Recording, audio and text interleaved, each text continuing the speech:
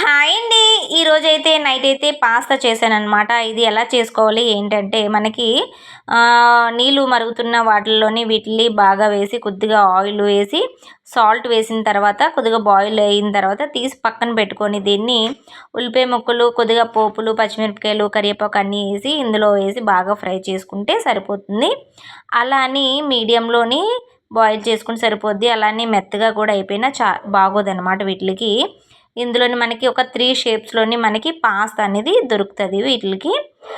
అప్పుడప్పుడు తిన్నా పర్లేదు. అలా అని నైట్ టైము ఎక్కువ తింటే మనకి డైజెషన్ పవర్‌కి కొద్దిగా మంచిది కాదంతే ఇంకేం లేదు. కాకపోతే దీనితోటి స్వీట్ కూడా చేసుకోవచ్చు. పాస్తా తోటి స్వీటు చాలా బావుంటది. మనం సేమియా తింటే ఎలా ఉంటదో ఆ టైప్‌లోనే ఉంటది ఇది గూడాన. ఇంకా ఇవాళ నైట్ నాకైతే పాస్తాతోటే తిని సరిపెట్టేస్తున్నాను నేనైతే. నా వీడియోస్ మీకు నచ్చితే లైక్ చేసుకోండి.